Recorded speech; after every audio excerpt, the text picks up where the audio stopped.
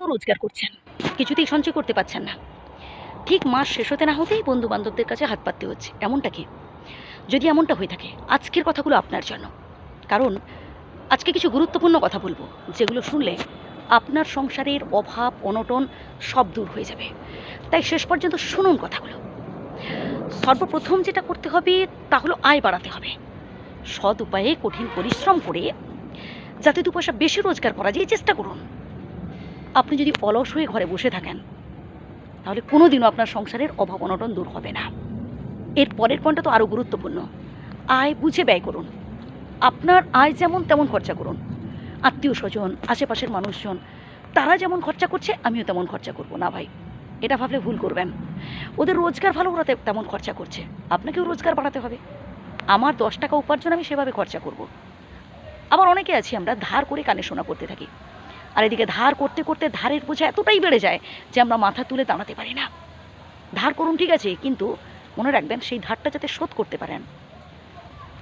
আর একটা কথা বলি, যারা আমাদের অর্থনৈতিক অবস্থার কথা বোঝে না, যারা হচ্ছে টাকা পয়সা এসব থেকে বন্ধুত্ব করতে আসে, তারা কখনোই আমাদের আত্মীয় হতে পারে না।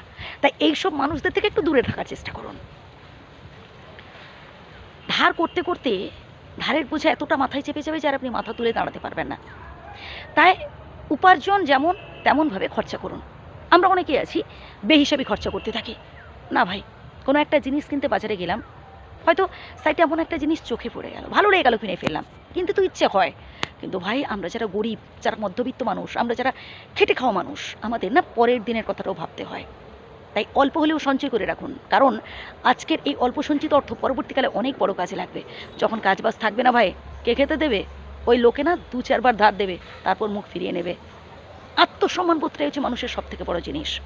সম্মান অর্জন করতে অনেক সময় লাগে, কিন্তু সেই সম্মান নষ্ট করতে ভাই ২ সেকেন্ডও যায় না। তাই সম্মানটাকে ধরে রাখার চেষ্টা করুন। অল্প সন্তুষ্ট হন। আপনার যতটুকুন আছে, আল্লাহর কৃপায় আপনি যতটুকুন পেয়েছেন তাতেই বিন্দাস থাকুন। অল্পে সন্তুষ্ট হওয়ার চেষ্টা করুন। আপনি কি ভাবছেন শুধু লক্ষ লক্ষ কোটি কোটি টাকা উপার্জন করলেই সংসারের অভাব অনটন দূর হয়ে যাবে? না ভাই। যদি না মন থেকে আপনি শান্তি পান, যদি না মনের মধ্যে অশান্তি দূর করতে পারেন, কোনোদিনও আপনি সুখী হতে পারবেন না, আর সংসারের অভাব অনটন দূর হবে না। তাই আপনার যতটুকুন আছে, বিধাতার কৃপায় আপনি যতটুকুন পেয়েছেন তাতেই খুশি থাকুন। বরং সেখান থেকে অপরকে দান করার কথা ভাবুন। আমরা সচরাচর তুলনা করি তাদের সাথে যাদের আর্থিক অবস্থা আমাদের থেকে ভালো। পাড়ায় কে ১০ তলা বিল্ডিং করেছে, কে ৪ চাকা কিনেছে, তার সাথে নিজের তুলনা করতে থাকে, দিয়ে হাউতাস করতে থাকে, টেনশন করতে থাকে। না ভাই, যদি তুলনা করতে হয় তুলনা করুন তাদের সাথে যারা আপনার থেকেও কষ্টে আছে, যাদের অর্থনৈতিক অবস্থা আপনার থেকেও খারাপ। কাছাকাছি কোনো বাস স্ট্যান্ডে যান বা রেল স্টেশনে যান, দেখতে পাবেন কত গরিব দুস্থ অসহায় মানুষ রয়েছে। কোনো বেলা আহার জুটছে তো জুটছে না, কোনো বেলা। তুলনা করে দেখুন না তাদের সাথে। যতটুকুন পেয়েছেন তাতেই খুশি থাকুন, ভালো থাকবেন।